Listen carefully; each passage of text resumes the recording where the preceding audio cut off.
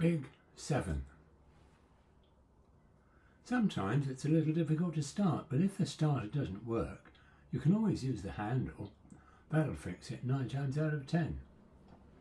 That's what my schoolmate Richard Forrest told me as I handed over £5 10 shillings. I'd taken my driving test just a few weeks earlier and had been astonished when I was given my pink slip.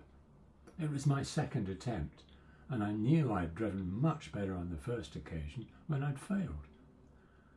This time around, I'd made a classic error. Well, during the course of the next few minutes, I shall bring my magazine down sharply on the dashboard, and I want you to stop as quickly as possible whilst maintaining full control of the vehicle, the test inspector told me. I carried on driving, checking my mirror, using the appropriate hand signals, ensuring lane discipline, concentrating very hard.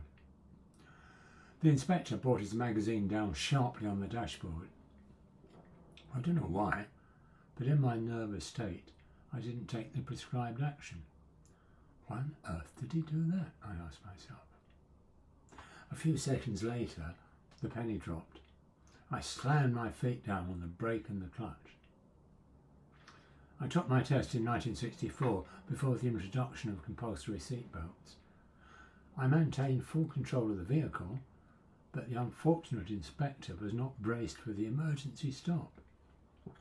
Fortuitously, the car windscreen was triplex toughened, so when the inspector's head hit it very hard, it did not shatter.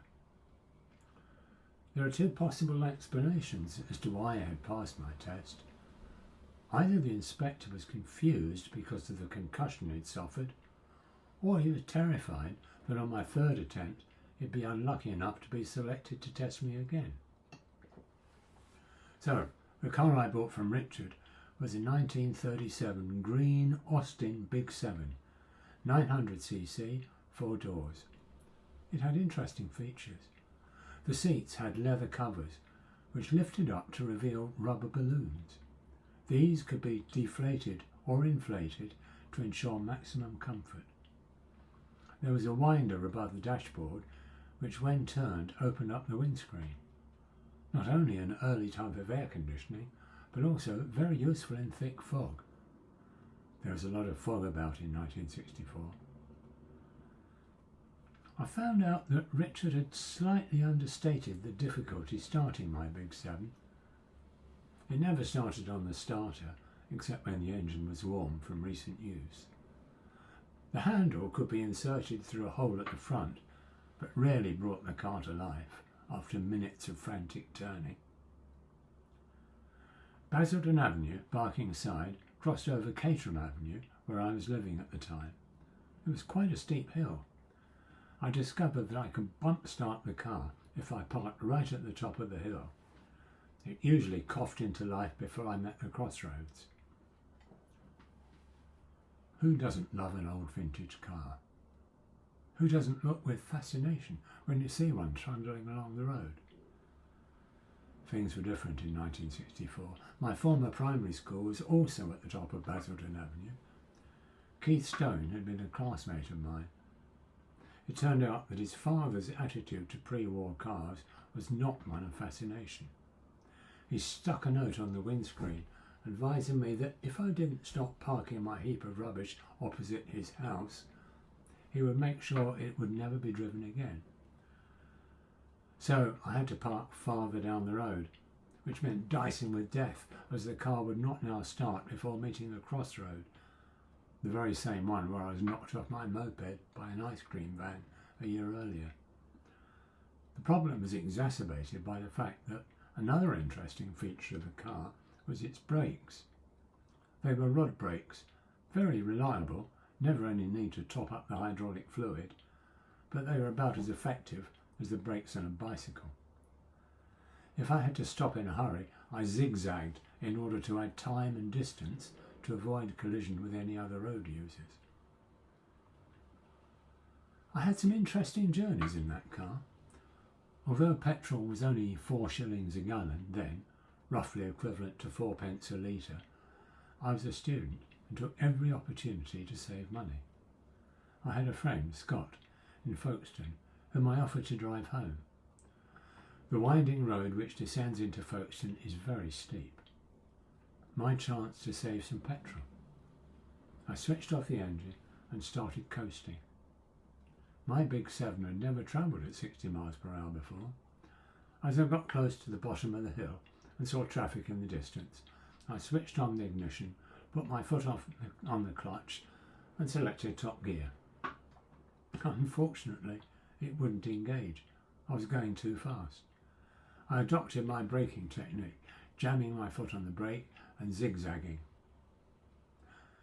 There's a difference between zigzagging at 20 miles per hour on the flat and 60 miles an hour down a steep hill. The car lurched dangerously from side to side, but I managed to slow it down sufficiently to get into 4th gear and aid my braking by changing down to 3rd and 2nd. Not an easy task when you have to double declutch, as there was no synchromesh on the gearbox. I stopped inches behind a giant oil tanker. Scott exhaled.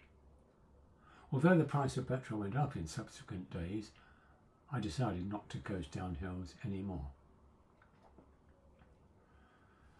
Soon afterwards, I went to visit my grandma in Finchley. I was driving on the North Circular Road, which was punctuated with several sets of traffic lights, most of them red when I approached them. Each time I stopped, I heard a curious noise, difficult to describe, but something like a metronome, except the time between the sounds got shorter and the sound became more faint and finally stopped. I managed to pull off the road and investigate.